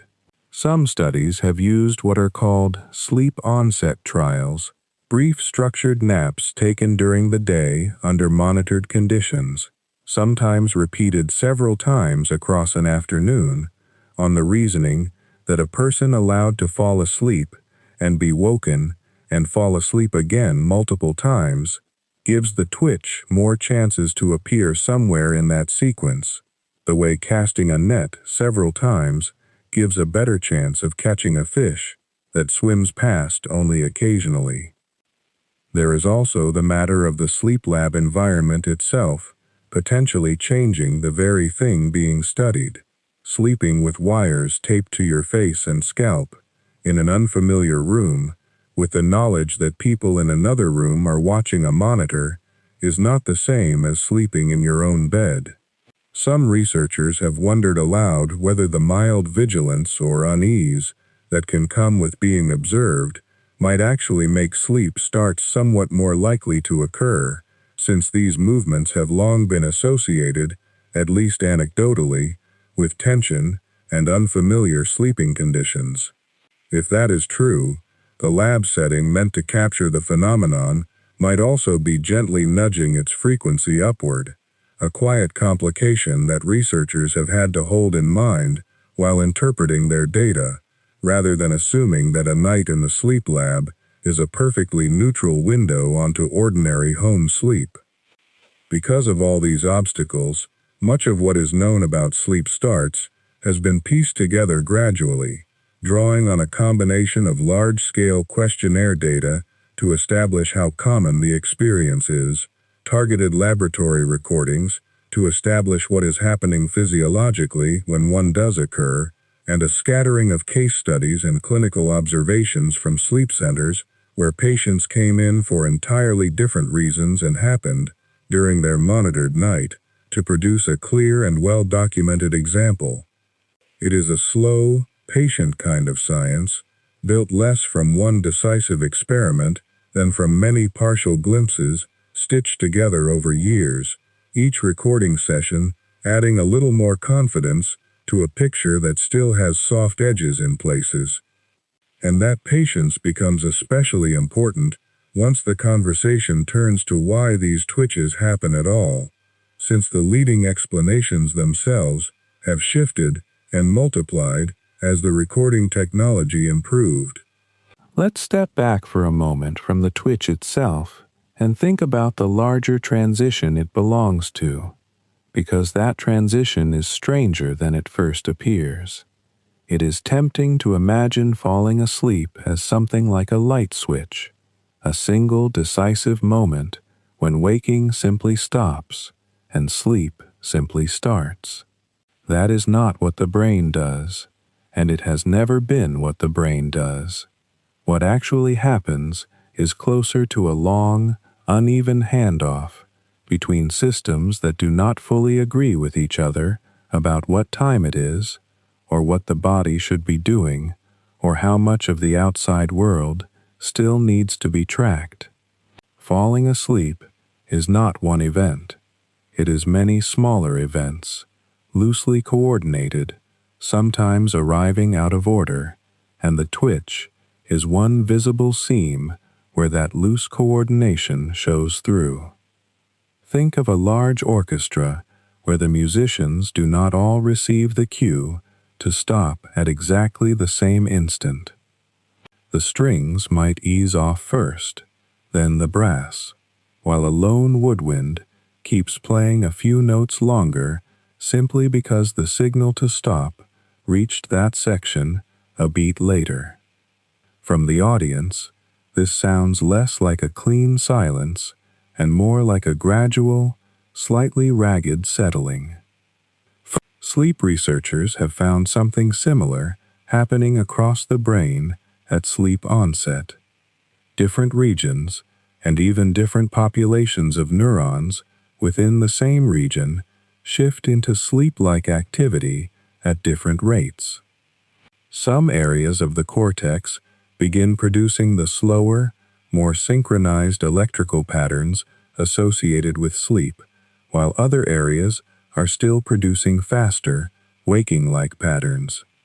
For a window of time, the brain is neither fully awake nor fully asleep. It is something in between, a mixed state, and this in-between period is not a flaw in the system. It appears to be a normal and perhaps unavoidable feature of how a very large, very interconnected organ changes its overall mode of operation. This matters for understanding the twitch, because a body caught inside that kind of ragged, uneven transition is exactly the sort of body that might produce strange, out-of-place movements.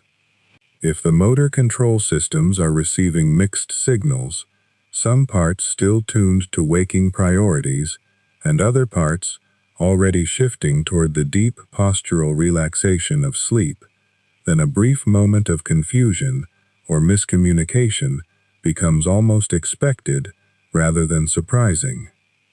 The twitch, seen this way, is less like an error in an otherwise smooth machine and more like a visible ripple at the edge of a much larger and messier process, a process that is happening throughout the whole nervous system, but which usually stays hidden from view because most of it does not involve a muscle contracting where you can feel it.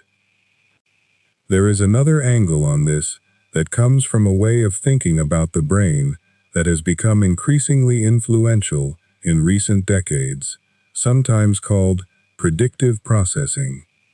The basic idea is that the brain does not simply sit and wait for information to arrive from the senses before deciding how to respond.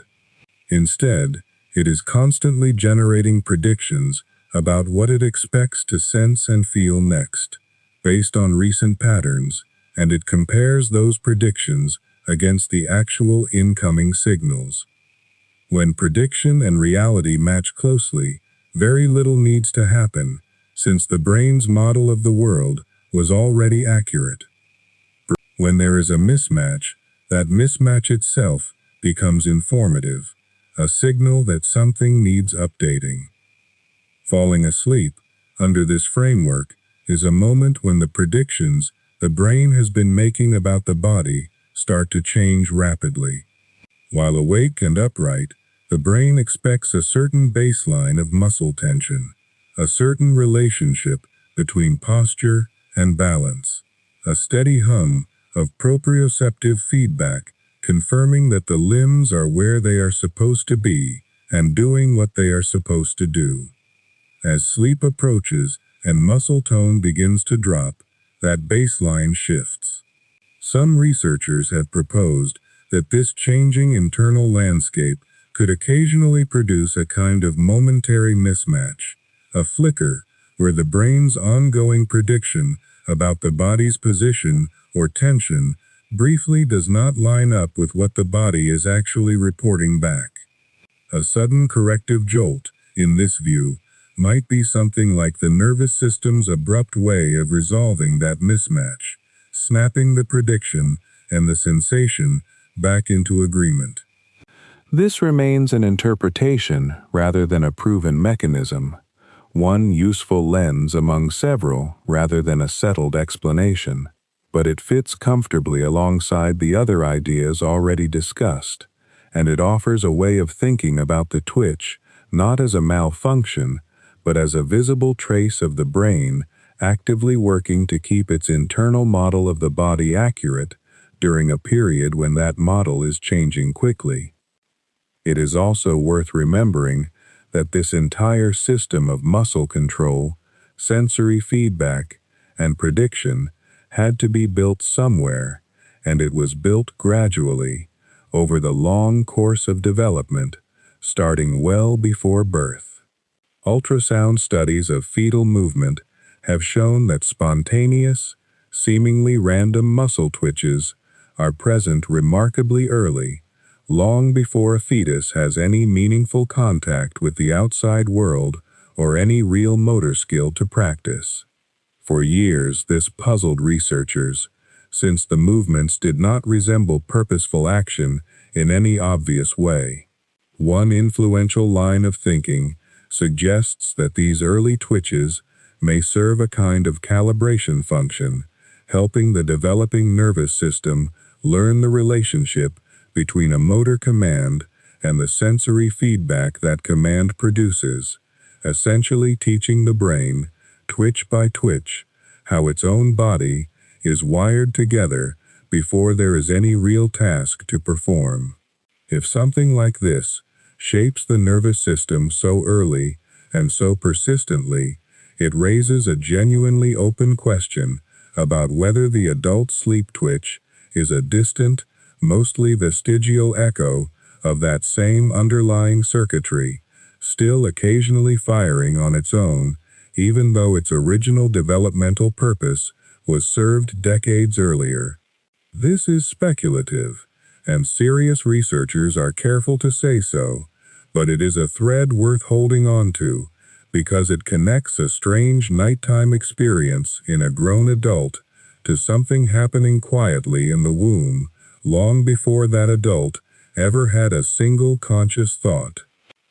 There is one more piece of this larger picture worth sitting with, and it concerns how the brain handles incoming sensory information as sleep approaches. Even while resting quietly with the eyes closed, an awake brain keeps processing sound, touch, and other sensory input in a fairly open and continuous way. As sleep onset nears, this openness changes. Certain relay stations deep in the brain, particularly a structure called the thalamus, begin to filter and dampen the flow of sensory signals heading toward the cortex, a process sometimes described as sensory gating. This is part of why a sleeping person can remain undisturbed by a fan humming steadily in the corner of the room, while still waking instantly to the much quieter sound of their own name, spoken softly, since the gating process is selective rather than a simple volume control turned uniformly down. This gating does not happen instantly, and it does not happen evenly across every kind of sensory channel at once.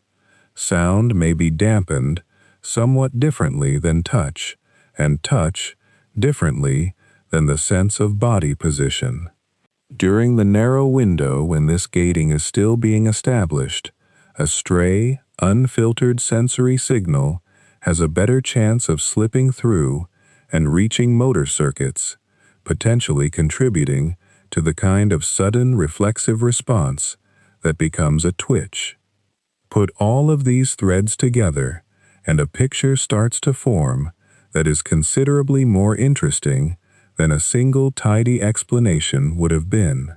The twitch sits at the intersection of an uneven, patchwork transition between brain states, a predictive system briefly catching up with a changing body, a developmental history stretching back to the earliest stirrings of a still-forming nervous system before birth, and a sensory gating process that has not yet finished closing its doors for the night. None of these threads fully explains the twitch on its own, and researchers continue to debate how much weight each one deserves. But taken together, they suggest something worth carrying gently into the rest of this account, which is that falling asleep is never really the simple, single-step event it feels like from the inside. And the next idea worth exploring is how the body's largest muscles, far from the small twitching hands and feet already discussed, are handled by an entirely separate and remarkably deliberate system of their own. With so many strands of explanation already on the table, it seems like a good moment to slow down and gently clear away a few worries that tend to gather around this experience, because the mind, when it is trying to fall asleep and instead finds itself twitching, does not usually reach for phrases like sensory gating or predictive mismatch. It reaches for fear, and fear, especially at that hour, tends to ask blunt questions. Is something wrong with my heart? Am I dying? Did I just fall into a dream and act it out? These questions deserve calm, direct answers, not because they are foolish, but because the setting in which they arise, quiet, dark, half-aware, is exactly the setting in which an ordinary bodily event can feel like a crisis. Start with the heart, since that particular fear seems to visit an unusually large number of people. The jolt of a hypnic twitch can feel, in the instant it happens, uncomfortably close to the sensation some people associate with a heart skipping or stopping, and once that association forms, it can be hard to shake. But the twitch is a skeletal muscle event, not a cardiac one. It involves the same category of tissue that moves an arm or a leg, the muscle fibers wrapped around bone and set into motion by nerves running from the spinal cord and brainstem, not the specialized involuntary muscle of the heart, which is driven by an entirely separate electrical system with its own pacemaker cells and its own rhythm keepers. A hypnic jerk does not originate in the heart, does not travel through the heart, and does not measurably change the heart's rhythm in the way a person mid-jolt might fear it has. Sleep laboratories that monitor heart rate alongside muscle activity during these episodes generally see something almost anticlimactic by comparison to the felt intensity of the jolt, a brief, unremarkable blip in heart rate that tracks with a startled, waking moment, the same kind of small acceleration a person might get from a sudden noise or a light touch on the shoulder in broad daylight. The heart does not stop. It does not skip in any dangerous sense. It simply responds, briefly and mildly, to being startled, in the same way it would respond to a car horn outside the window or a door closing more loudly than expected. The sensation of falling, of a sudden internal lurch, seems to borrow its dramatic quality from the muscles and the startle response, not from anything happening inside the chest. The dream question is a little more interesting because it touches on something people are often quite certain about, even though the certainty tends to outrun the evidence. Many people report that the twitch arrived alongside a dream image, commonly a stumble, a step missed on a staircase, a sense of falling from a height, and it is natural enough to conclude that the body twitched because the mind, in the dream, made it happen, the leg jerking in response to the dreamed misstep, the way a sleeping dog's paw might twitch during a dream of running. It is a tidy story. It is just very difficult to confirm, and the timing evidence that does exist leans the other way more often than popular accounts suggest. Because hypnic jerks typically arrive right at the threshold of sleep, often before the kind of vivid narrative dreaming most associated with rapid eye movement sleep has even had a chance to begin, many researchers who study this transition suspect the sequence runs backward from the popular version, the muscle jolt or the surrounding surge of arousal, helping to spark a quick, fragmentary image of falling rather than a fully formed dream reaching down to trigger the muscles. The mind, startled awake for a fraction of a second, seems to reach for an explanation of its own, stitching together a falling sensation and a falling image almost after the fact. The way a person startled by a loud sound while already dozing might report having dreamed of an explosion that came a beat too late to have actually caused the noise they heard. This is not a settled matter, and careful sleep researchers tend to describe the ordering as likely rather than certain, since consciousness at that threshold is fragmentary and hard to timestamp with much precision even under laboratory conditions. But it is worth knowing that the dream did not necessarily command the leg. The leg and the dream may simply be two children of the same startled moment. Then there is the idea, mentioned only to be gently set aside, that hypnic jerks represent some sort of universal evolutionary alarm system, a leftover reflex from tree-dwelling ancestors whose grip loosened as they drifted off on a branch, the twitch supposedly serving to jolt them back to wakeful alertness before they tumbled to the forest floor. It is a wonderfully vivid story, the kind that spreads easily precisely because it paints such a clear picture, an ancient primate startling awake mid-fall, catching a branch, surviving another night.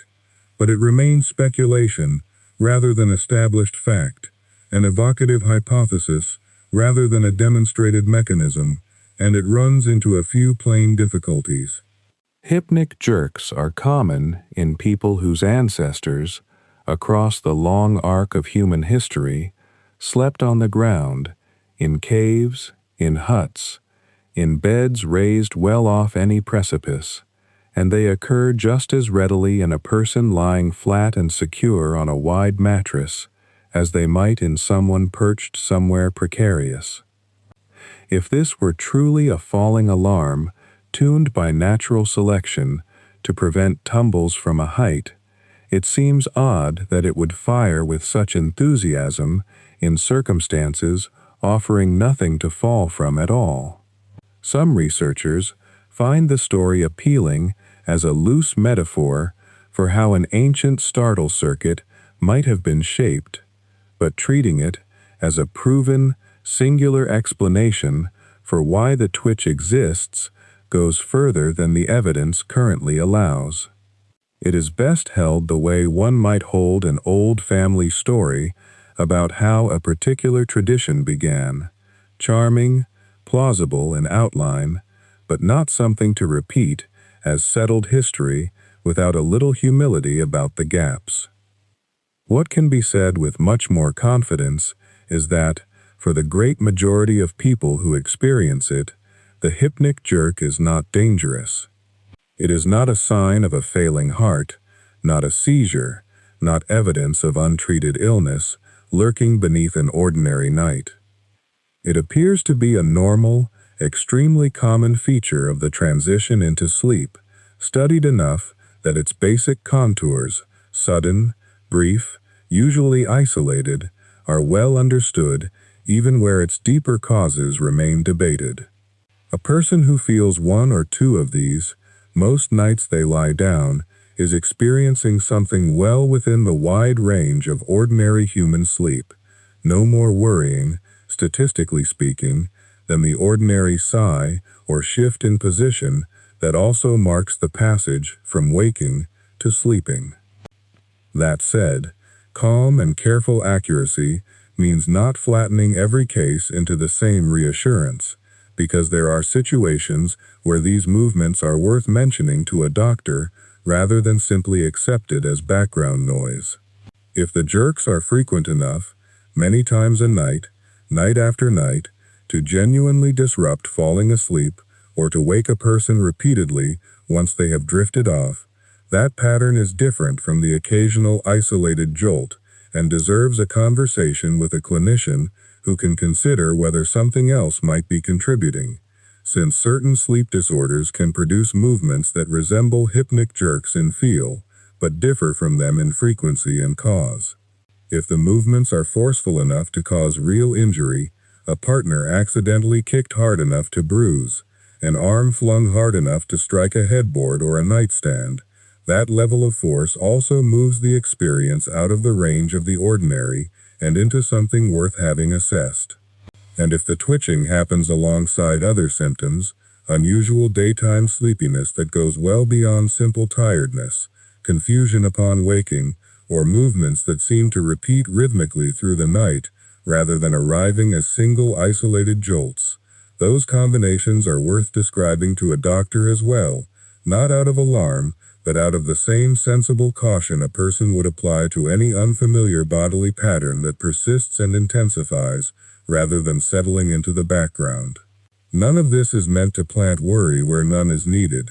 It is only meant to draw an honest line between the common, harmless jolt that visits nearly everyone now and then, and the rarer pattern that genuinely calls for a second opinion. With the worries set down where they belong, it becomes easier to turn attention toward a much quieter and, in its own way, more astonishing part of the story. The question of what keeps the rest of the sleeping body, the large, powerful muscles of the arms, the legs, the back, so still through the long hours after this initial threshold has passed. That stillness, it turns out, is not simple absence of movement, the way a stopped clock is simply absence of ticking. It is an active, engineered quiet, something the nervous system builds on purpose, rather than something that merely happens once the mind stops paying attention. Deep in the brainstem, in a region tucked below the more famous folds of the cortex, there are clusters of cells whose entire evening's work is to send a kind of hush down through the spinal cord, a chemical instruction that dampens the signals reaching the major muscles of the limbs and trunk. Researchers sometimes describe this as a brake being applied, though the metaphor of a brake is a little too abrupt for what actually happens, since the settling is closer to a dimmer switch than a stop pedal, a gradual lowering of the volume on muscular readiness rather than a sudden slam into stillness. This is why the twitch discussed earlier in this narration belongs so specifically to the threshold and rarely to the deep of the night, because the dimmer has not yet been turned all the way down in those first minutes, and a stray burst of motor activity can still slip through the gap before the hush fully arrives. It is worth sitting with how strange this arrangement actually is, once you look at it plainly. The body does not simply run out of energy for movement during sleep, the way a wound-down clock runs out of tension in its spring. It could, in principle, keep moving all night, rolling and reaching and kicking in response to whatever the sleeping mind is dreaming up. And for one entire stage of sleep, the stage where dreaming is most vivid and most story-like, that is almost exactly what would happen if the hushing system were not doing its work.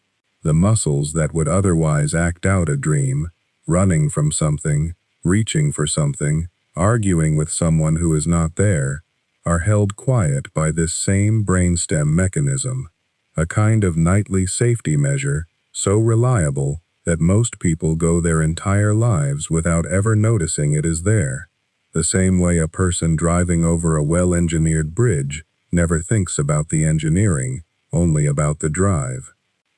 There is a rare condition, worth mentioning briefly, and only in the spirit of illustrating the rule by its exception, in which this particular hush fails to engage properly, and a sleeping person begins to physically enact fragments of what they are dreaming, sometimes gently, sometimes with surprising force.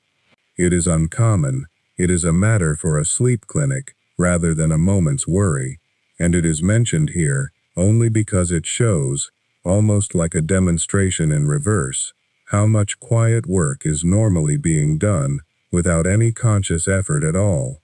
For the overwhelming majority of people, the system performs exactly as intended, night after night, without ever announcing itself, and the only trace it leaves behind is the very stillness it produces, which is its own kind of invisible signature. What is worth noticing, in a gentler and more immediate way, is how this two-part story, the twitch at the threshold and the stillness that follows it, fits together into something almost like a small piece of choreography the body has been performing for as long as there have been bodies capable of sleep. First comes the uneven handoff, the moment when the wakeful watchfulness that has been keeping the muscles ready all day begins to loosen its grip, unevenly, sometimes leaving one last flicker of readiness to discharge itself as a jolt through an arm or a leg. Then, close behind it, comes the settling proper, the brainstem's quiet dimming of muscular volume that will hold through the dreaming stages later in the night. keeping the body still, while the mind, in its own strange way, goes on being remarkably busy. The threshold and the depth are not separate stories so much as two verses of the same one. The first, a brief flicker of transition. The second, a long, steady hold that makes the rest of the night possible.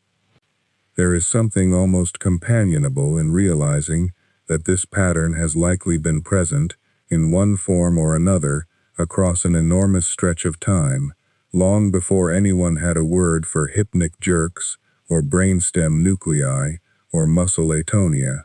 A person lying down on a straw mattress in a cold stone room centuries ago, listening to a single candle gutter out before closing their eyes, would have felt the same faint jump through a leg, the same brief startle without any threat behind it, and would have made sense of it, however their own era allowed, perhaps as a small omen, perhaps as nothing at all, perhaps simply as one more unremarkable feature of falling asleep, noticed and forgotten within the same breath. The biology beneath the sensation has not changed nearly as much as the explanations wrapped around it, and knowing a little more about the mechanism does not make the moment any less ordinary, only slightly less mysterious in the way that understanding the tide does not make the ocean any less worth watching. It can help, on a practical level, simply to expect this threshold rather than to be surprised by it. A body settling into sleep is not crossing a hard line so much as descending a gentle, slightly uneven slope, and somewhere along that slope, wakeful control loosens its hold at an inconsistent pace across different systems, so that breathing might slow smoothly, while muscular readiness dips and stutters like a dimmer switch with a slightly worn contact.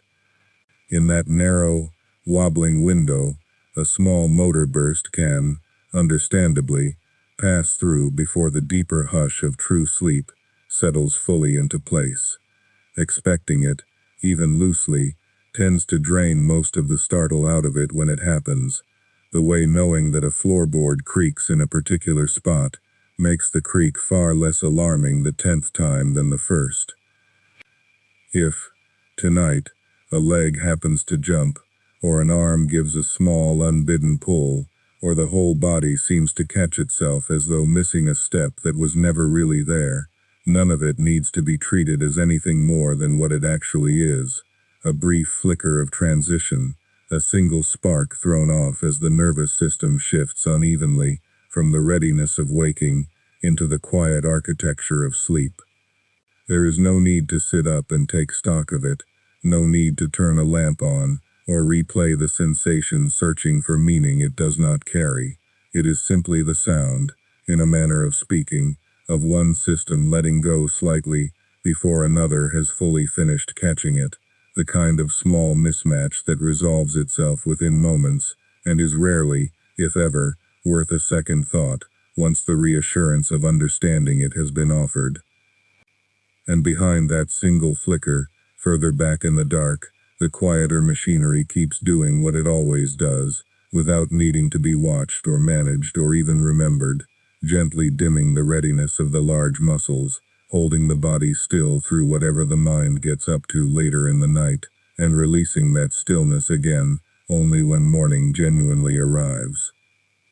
It is a system built on trust as much as biology, trust that the body knows, without instruction, how to lower itself gradually, rather than all at once, how to let go of the last flickers of wakeful readiness, while keeping the deeper structure of the night intact, and how to bring a person back out the other side, hours later, without any memory of the transition ever having happened at all.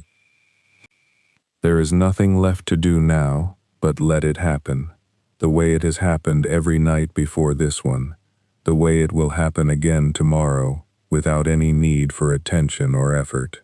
The breath is already slowing. The weight of the body is already settling more fully into whatever is holding it, a mattress, a pillow, the simple pull of gravity, doing its steady, patient work. If a small twitch arrives somewhere in these last few minutes, it can be allowed to pass through unremarked, One last flicker of the day's readiness, leaving quietly by the door, no longer needed now that the deeper hush is already gathering itself close. Rest well,